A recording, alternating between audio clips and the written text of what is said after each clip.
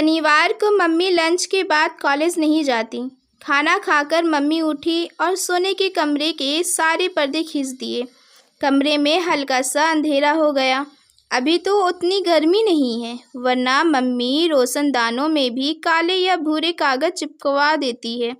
गर्मी में उन्हें रोशनी बिल्कुल अच्छी नहीं लगती और बनती है कि उसका अंधेरे में जैसे जी घबराता है। अंधेरा यानी कि रात भर अंधेरा रहता है और रात भर वे सोता भी है। अब दिन में भी अंधेरा कर दोगे तो कोई रात थोड़े ही हो जाएगी, और रात नहीं तो सोए कैसे। पर मम्मी सुनती है कोई बात। बंटी चलो सो, और पकड़कर पलंग पर डाल देती है। बंटी जानता है कि कुछ भी कहना सुनना बेकार है, इसलिए जैसे ही मम्मी ने पर्दे खींचे चुपचाप आकर पलंग पर लेट गया। जब तक आंखें खुली है, नज़र कमरे की दीवारों के कैद है, पर आंख बंद करते ही जैसे सारी सीमाएं टूट जाती है और ना जाने कहाँ कहाँ के जंगल, पहाड़ और समुद्र तैराते हैं आंखों के सामने। परीलोक की परियां और पाताल लोक की नाग कन्या तैरती हुई उसके सामने से निकल जाती है। अच्छा, अगर कोई उसे जादू के पंख या उड़ने वाला घोड़ा दे दे तो वे क्या करे? एकदम पापा के पास चला जाए और उन्हें चौंका दे। अचानक उसे आया देख पापा कितने खुश हो जाएंगे। इधर मम्मी ढूंढ ढूंढ कर परेशान। बाहर देखेगी, टीटू के घर में जाएगी, कुन्नी के घर जाएगी, फूफी सारे में दौड़ती रहेगी और वे जादू की टोपी पहने सब कुछ देखता रहेगा। परेशान होती मम्मी को, इधर उधर दौड़ती हुई बुखलाई सी फूफी को, और जब मम्मी रो पड़ेगी तो झट से टोपी उतार कर उनके गले में लिपट जाएगा। पर ये सब चीज़ें मिलती कहाँ हैं? सारी कहानियों में उनकी बातें हैं, पर किसी ने भी ये नहीं लिखा है कि ये मिलता कहाँ है। कोई साधु मिल जाए तो बता सकता है, या उसके पास भी ऐसी चीज़ें हो सकती है। मम्मी सो गई। एक क्षण बंटी मम्मी को देखता रहा, कहीं पलकें हिल तो नहीं रही। तभी ख्याल आया, सोती हुई मम्मी कितनी अच्छी लगती है। अच्छा, मम्मी तरह तरह की कैसे हो जाया करती है। टीटू की अम्मा को तो कभी भी जाकर देख लो, हमेशा एक सी रहती है। फूफी भी। बंटी दबे पांव पलंग से उतरा, धीरे से कमरे के बाहर निकला और दौड़कर करौदे की झाड़ियों के पास पहुंच गया। कुन्नी ने कहा था कि बंटी अगर उसे खूब सारे करौंदे तोड़कर देगा तो वे बंटी को करौंदे की माला बनाकर देगी, खूब सुंदर सी। टीटू भी आ जाता तो दोनों मिलकर तोड़ते, पर वे बुलाने तो नहीं जाएगा। वहाँ उसकी अम्मा मिल गई तो बस कवाड़ा। कोई बात नहीं, वे अकेला ही दौड़ेगा। अचानक लोहे का फाटक बजा तो बंटी घूम पड़ा। अरे वकील चाचा! पसीने में सराबोर वकील चाचा एक तरह से हाफते हुए अपनी पतली सी छड़ी हिलाते हुए चले आ रहे थे। चिपचिपाते हाथों को कमीज से ही पोंछता हुआ बंटी दौड़ा और वकील चाचा की बाँह से झूल गया। आप कब आए चाचा? क्यों रे, तू ऐसी भरी धूप में यहाँ करौंदे तोड़ रहा है? धूप कहाँ, मुझे तो नहीं लग रही। बंटी दुष्टता से हंस रहा है। हाँ, धूप कहाँ, ये तो चांदी है ना, शैतान कहीं का। शकुन घर में है या कॉलेज? शनिवार को तो 1 बजे ही छुट्टी हो जाती है कॉलेज की। भीतर सो रही है। और फिर मम्मी, ओ मम्मी, वकील चाचा आए हैं के बिगुल नाद के साथ ही बंटी चाचा को लेकर भीतर घुसा। भरी नींद में से मम्मी उठी और वकील चाचा को सामने देख जैसे एकदम सिटपिटा गई। साड़ी ठीक करके उठती हुई बोली, अरे आप कब आए? ये बंटी वहाँ करौंदे तोड़ रहा था ऐसी धूप में। मम्मी पूछ रही है, आप कब आए? पहले उनकी बात का तो जवाब दीजिए। तू बड़ा तेज हो गया है। वकील चाचा ने अपनी टोपी उतार कर मेज पर रखी और ठीक पंखे के नीचे बैठ गई। अभी तो ज़रा भी गर्मी नहीं है और चाचा के इतना पसीना। तुम्हारे यहाँ आज आया हूँ तो समझ लो शहर में आज ही आया हूँ। क्यों रे, तू उठकर फिर करौंदे तोड़ने चला गया? तुझे नींद नहीं आती तो फिर पढ़ता क्यों नहीं है? इम्तिहान नहीं पास आ रहे हैं, आँख लगी नहीं कि गायब। मम्मी सचमुच ही गुस्सा होने लगी, पर बंटी है कि अभी भी हंस रहा है। चाचा इस समय कवच की तरह उसके सामने बैठे हैं। मम्मी का गुस्सा बेकार। चाचा, आपको जितनी गर्मी लग रही है उससे तो लगता है कि आप ठंडा ही पिएंगे। बोलिए, क्या लाऊं? चाचा की आंखों में एकाएक लाड उमड़ आया। बड़ी खातिर करना सीख गया। तू तो एकदम ही बड़ा और समझदार हो गया लगता है।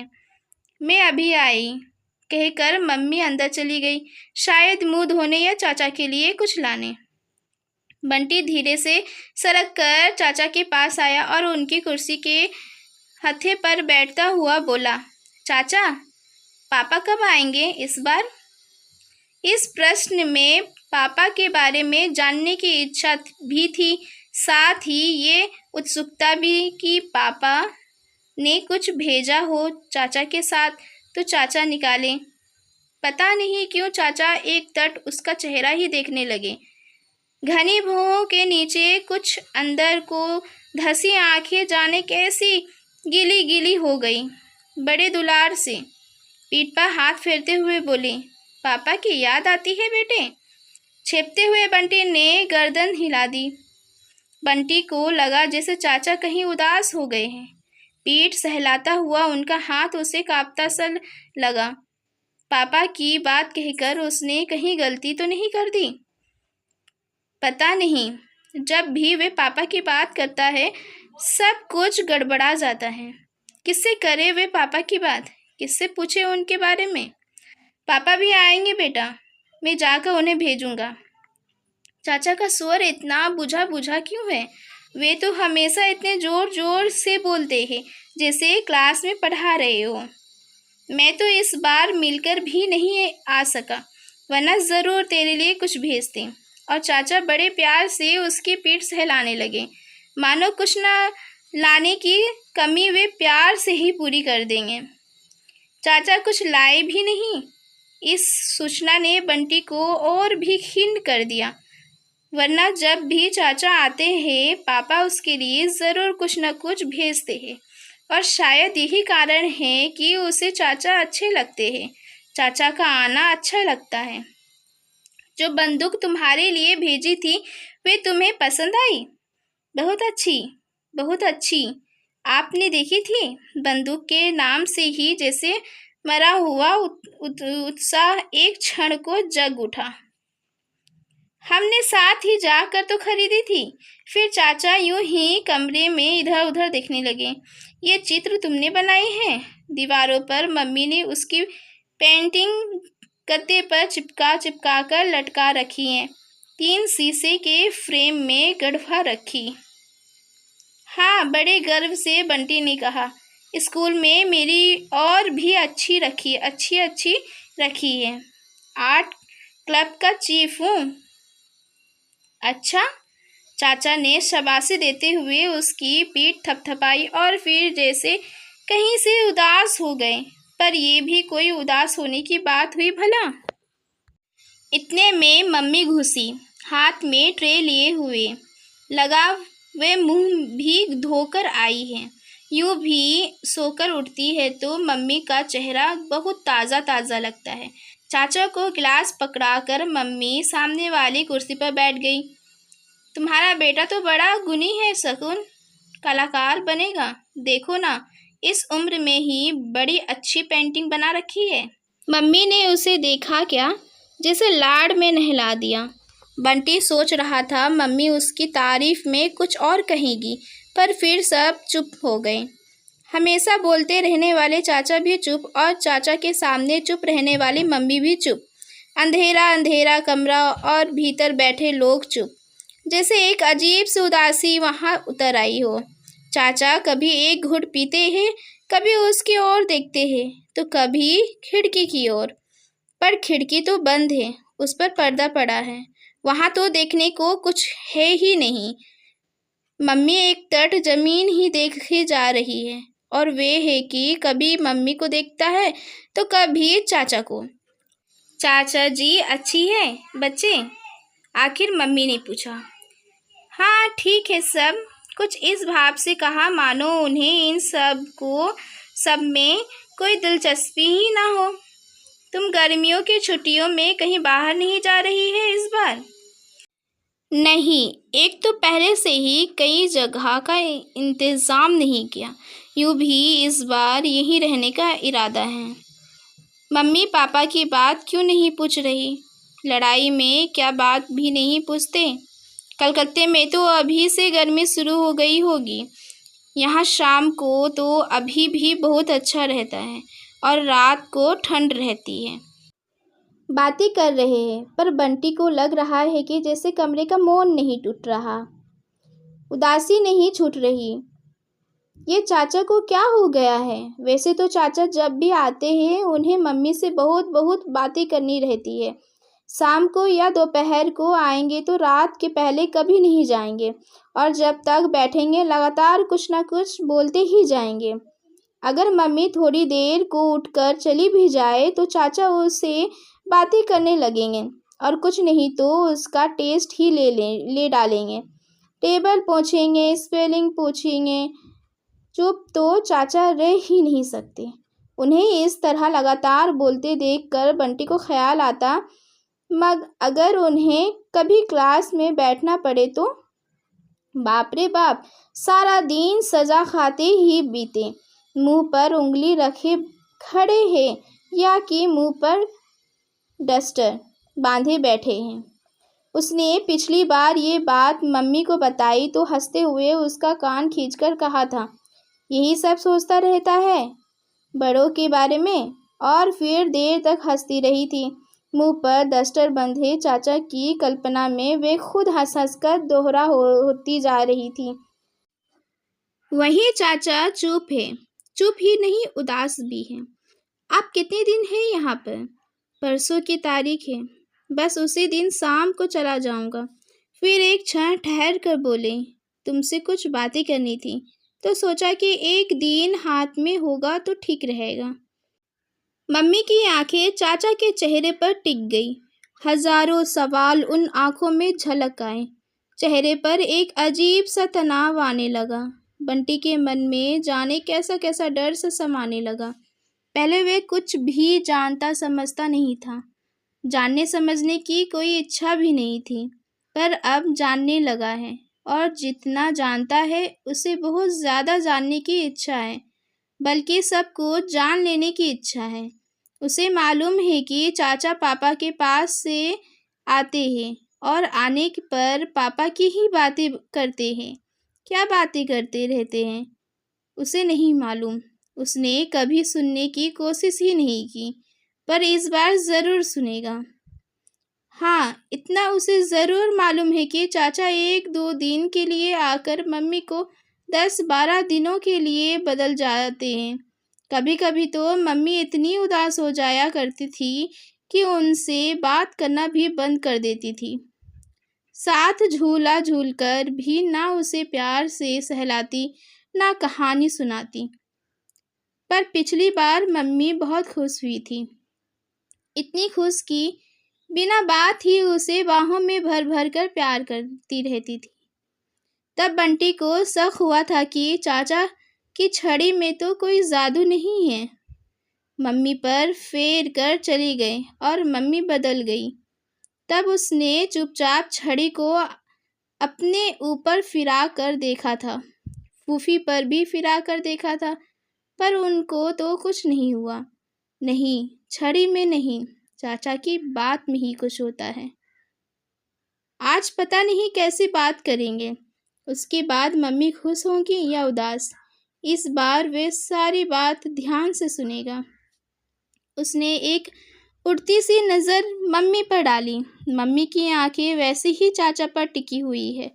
आंखों में वैसे ही सवाल झूल रहे हैं। पर चाचा है कि चुप। बोलते क्यों नहीं? बात करनी है तो करे ना बात। वहाँ खिड़की में क्या देखे जा रहे हैं? बात वहाँ तो लिखी हुई नहीं है। सकून। चाचा बोली नहीं, जैसे शब्दों को किसी तरह ठेला। कैसी मरी मरी आवाज़ निकल रही है आज उनकी। टकटकी लगाए लगाए मम्मी की आंखें जैसे पथरा गई है। बस मूर्ति की तरह वे बैठी है, मानो सांस भी नहीं ले रही हो। वे चाचा है कि अब इस सारी बात की कानूनी कार्यवाही भी कर ही डाली जाए। चाचा का स्वर कैसा बिखरा बिखरा रहा है। यही बात कहनी थी चाचा को, पर इसका मतलब वे तो पापा है। बात भी पापा की ही है। पर क्या है, कुछ भी समझ में नहीं आया। तो क्या इसीलिए आपको यहाँ भेजा है? मम्मी का चेहरा ही नहीं, उनकी आवाज़ भी सख्त हो गई है। वही प्रिंसिपल वाला चेहरा। नहीं नहीं, मैं तो अपने काम से आया था, पर जब आने लगा तो उसने मुझे तुमसे इस विषय में बात करने को कहा था। मैं नहीं आता तो वे खुद शायद तुम्हें लिखता। इसका मतलब चाचा मिलकर आए हैं पापा से, और अभी अभी उससे कहा था कि आने से पहले मिला नहीं। चाचा इतने बड़े होकर भी झूठ बोलते हैं। उसे बड़ों की बात के बीच में नहीं बोलना चाहिए, वरना वे अभी पूछता। चाचा ने शरीर ढीला छोड़कर पीठ कुर्सी पर टिका दी और आंखें मूंद ली, जैसे बहुत बहुत थक गए हो। बस हो गई बात, इतनी सी बात करने आए थे। ये भी कोई बात हुई भला? आप कुछ देर आराम कर लीजिए, रात के सफ़र की थकान भी होगी। बाकी बातें शाम को हो जाएगी। ऐसी कौन सी नई बात करनी है? वाक्य का अंतिम हिस्सा मम्मी ने जैसे अपने आप से कहा और बिना चाचा का उत्तर पाए ही अलमारी खोलकर एक चादर निकालनी और ड्राइंग रूम के दीवान पर बिछा दी। चलिए जाकर लेट जाइए, मम्मी ने ऐसे कहा जैसे बंटी को कह रही हो, और चाचा भी बिल्कुल चुपचाप उठकर चले गए। पता नहीं वे सचमुच ही थके हुए थे या पता नहीं वे जैसे बात टालना चाह रहे थे। और तू सोता क्यों नहीं है? यहाँ बैठकर गुटर गुटर बातें सुन रहा है। भरी दोपहर में भी तुझे नींद नहीं आती? बंटी उछलकर पलंग में कूद गया, पर नींद का कोई प्रश्न ही नहीं। मम्मी की ओर देखकर पूछा, चाचा क्या कहते थे मम्मी? मम्मी ने ऐसी चुपती नज़रों से उसे देखा कि वे भीतर तक सहम गया और खट से उसने आंखें बंद कर लीं। पर बंद आंखों से भी वे उस चुभन को महसूस करता रहा। फिर बंद आंखों से ही उसने जाना कि मम्मी भी उसकी बगल में आकर लेट गई। अब उसको सुलाकर मम्मी जागती रहेगी। चाचा की कही हुई बात क्या बहुत बुरी थी? अनायास ही मम्मी की उंगलियां उसके बालों को सहलाने लगी, कांपती थिरकती उंगलियां। उन उंगलियों के पोरों में से झरझर झरझर जाने कैसा स्नेह बंटी की नसों में दौड़ने लगा कि मन में थोड़ी देर पहले जो भय समाया था वे अपने आप ही धीरे धीरे बह गया। स्पर्श से ही वे जान गया कि अब तक मम्मी के चेहरे की वे शक्ति भी जरूर पिघल गई होगी।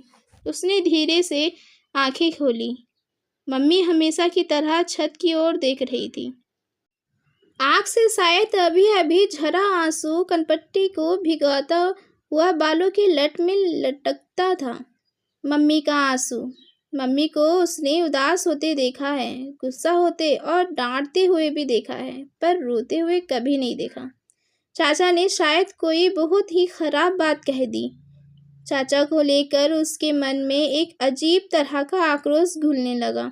एक तो कुछ लाई नहीं, फिर झूठ बोला, और अब कोई गंदी सी बात कहकर मम्मी को मम्मी शायद बहुत ही दुखी है। जैसे भी होगा वे मम्मी के दुख को दूर करेगा। ये लोग सारी बात बताएगा तो ठीक है, नहीं तो खुद पता लगाएगा। माँ का दुख दूर करने वाले राजकुमार तो कैसे कैसे कठिन कठिन काम करते थे। वे सरक कर मम्मी से और सट गया। फिर अपनी छोटी सी बाह मम्मी के गले में डालकर बोला बहुत आग्रह के साथ, बहुत मनुहार के साथ, मुझे बताओ ना मम्मी, चाचा ने क्या कहा? तो सोएगा नहीं बेंटी? उदास में भी मम्मी ने ऐसे कड़क कर कहा कि बंटी ने चुपचाप आंखें मूंद ली। ढेर ढेर प्रश्नों का ढेर ढेर कुतूहल का सागर उसके चारों ओर उमड़ने लगा, जिसमें वे डूबता ही चला गया, गहरे और गहरे। और फिर पता नहीं उसे कब नींद आ गई। धूप ढल गई तो मम्मी और चाचा लॉन में आ बैठे। वे जब से जगा है इन लोगों के आसपास ही मंडरा रहा है। आज जैसे भी हो उसे सारी बात जाननी है, पर चाचा उस तरह की कोई बातें ही नहीं कर रहे हैं। उसकी पढ़ाई की बात, मम्मी के कॉलेज की बात और दुनिया भर की बातें कर रहे हैं, पर जो बात करने आए हैं बस वही नहीं कर रहे। शायद वे बैठा है इसीलिए, पर वे जाएगा भी नहीं। बैठे रहे रात भर।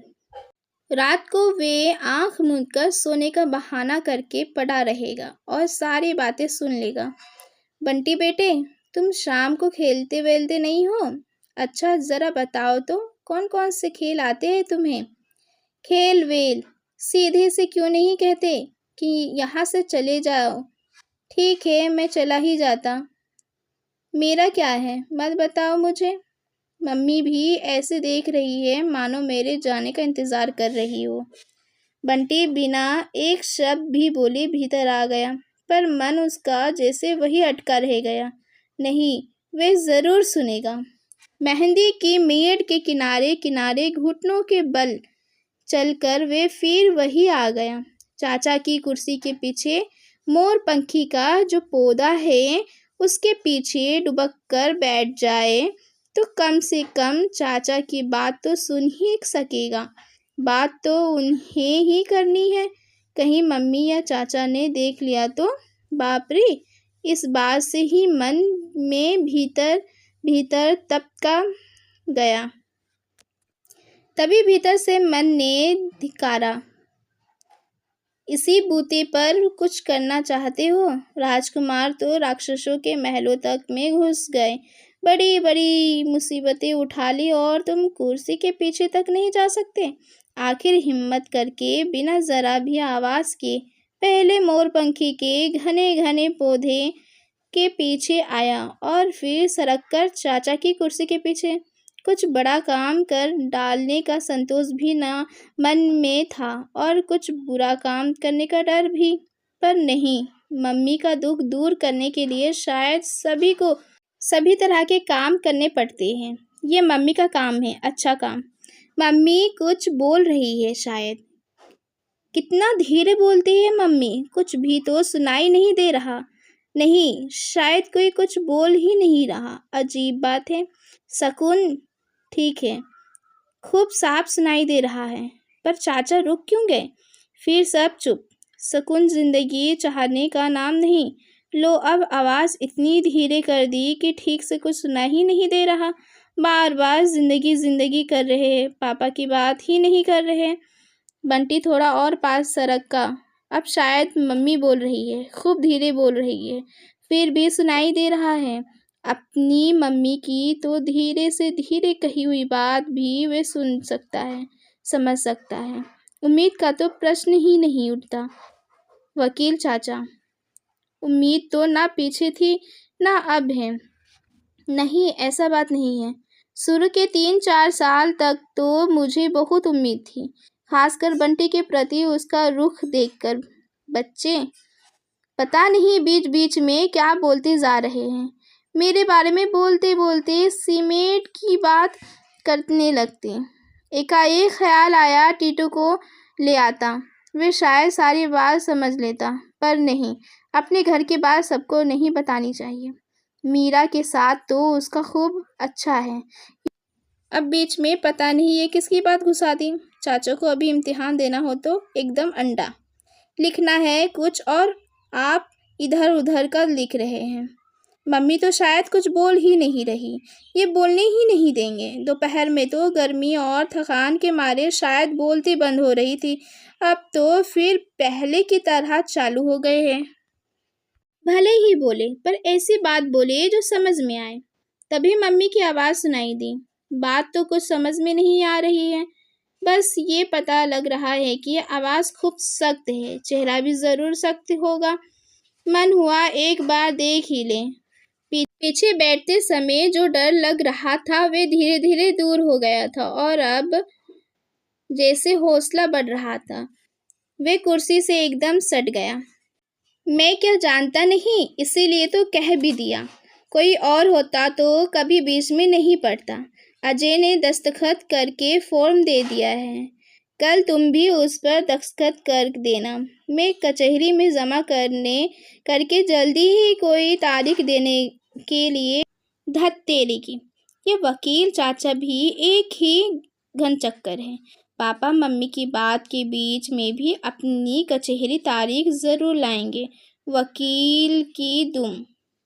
लो, अब कोई कुछ बोल ही नहीं रहा। दोनों गुमसुम होकर बैठ गए। बंटी का मन हुआ वहाँ से सरक ले। ऐसे तो कुछ भी समझ में नहीं आएगा। जो कुछ पूछना है मम्मी से पूछेगा। क्या बताए, कुछ भी समझ में ही नहीं आता। लगता है जब एक बार धुरी गड़बड़ा आ जाती है तो फिर जिंदगी लड़खड़ा ही जाती है। फिर कुछ नहीं होता, कुछ भी नहीं। और जाने कैसे अचानक चाचा का लंबा सा हाथ पीछे को लटका और बंटी के सिर से टकरा गया। बंटी एकदम सकपका गया। ये चाचा भी अजीब है। बात करनी है सीधी तरह से करो। इतना हाथ पैर नचाने की क्या जरूरत है। अरे ये क्या बंटी, तुम यहाँ क्या कर रहे थे। बंटी के काटो तो खून नहीं, छिपकर बातें सुन रहे थे। चाचा मम्मी की ओर इस तरह देख रहे हैं जैसे बंटी नहीं, मम्मी चोरी करते हुए पकड़ ली गई। बंटी ने नजरें झुका ली। जरूर मम्मी भी वैसे ही सख्त नजरों से उसे देख रही होगी। उसकी हिम्मत नहीं हो रही है कि आंख उठाकर एक बार देख भी ले। उसकी आंखें ही नहीं, उसका सारा शरीर भी जैसे जहाँ का तहाँ जम गया। भीतर से बस एक धिक्कार उठ रही है। पता नहीं अपने लिए, पता नहीं चाचा के लिए। अच्छा है चाचा, मैं तो खुद चाहती हूँ कि ये सब अब कुछ जान ले। आखिर कब तक इसे छिपा कर रखा जा सकता है। अब इसके मन में ये बात बहुत घूमने लगी है आजकल। बंटी जैसे उबर आया। मन हुआ दौड़कर मम्मी के गले से लिपट जाए। कह दे चाचा को कि मम्मी तो उसे सब कुछ बताएगी। क्या कर लेंगे आप। हाँ हाँ, बताने जाने को कौन मना करता है, पर ठीक से जाने।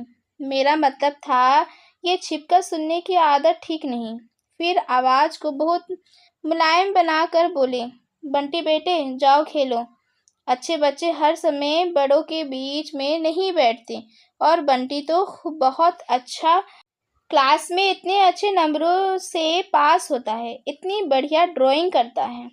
बंटी ने फिर मम्मी की ओर देखा। शायद वे उसे अपने पास बैठने को ही कह दें।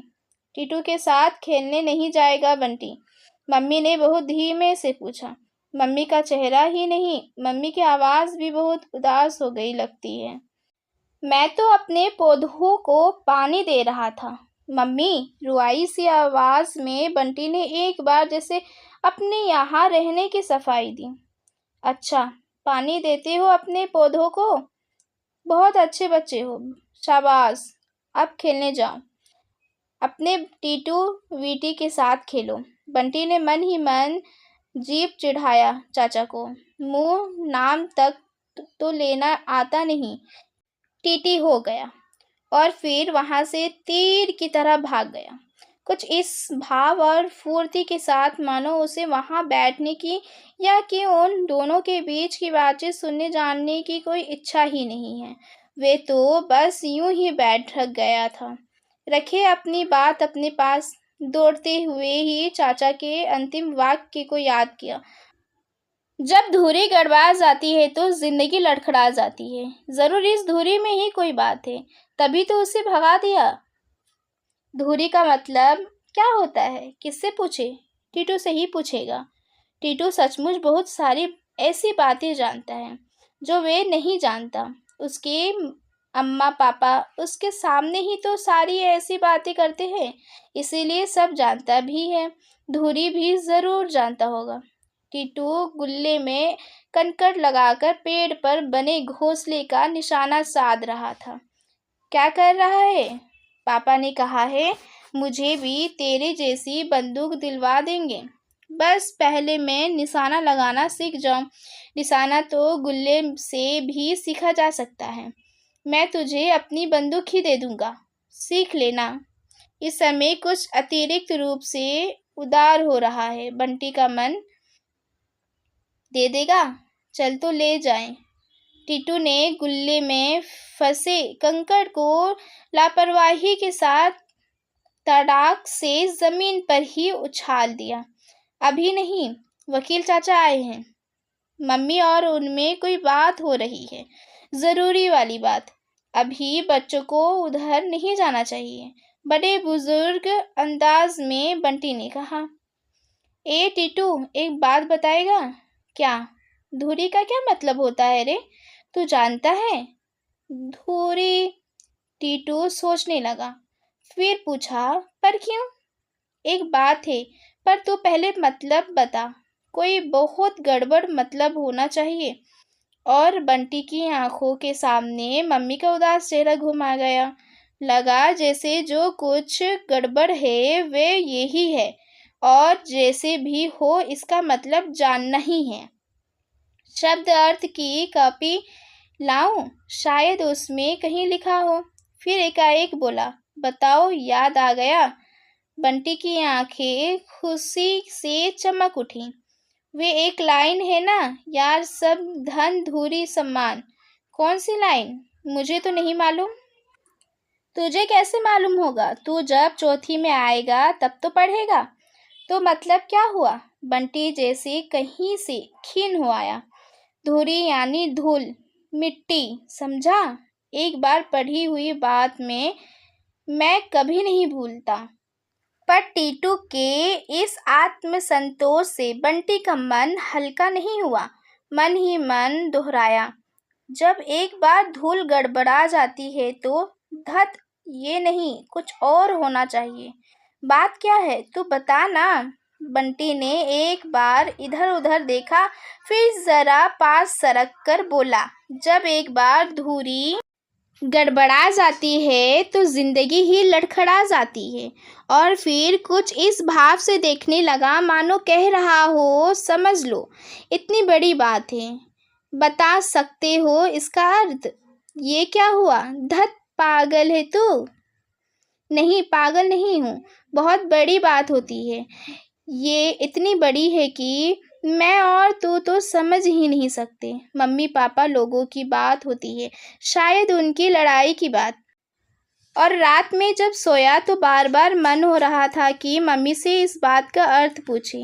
चाचा क्या बात कर गए हैं, सब पूछे। मम्मी ने तो खुद बताने को कहा था, पर कुर्सी के पीछे छिप करके बैठने की हरकत से वे कहीं भीतर ही भीतर इतना सहमा हुआ था कि पूछने का साहस ही नहीं हुआ। सब कुछ जानने का ये कौतूहल उसके अपराध को और पुख्ता ही करेगा। नहीं, उसे कुछ भी नहीं जानना। पर बिना कुछ पूछे और जाने भी उसे बराबर लग रहा है कि कोई एक बहुत बड़ी गड़बड़ी है जो उसके चारों ओर है, जो मम्मी के चारों ओर है। उस गड़बड़ी की बात बताने के लिए ही चाचा कलकत्ते से यहाँ आए हैं।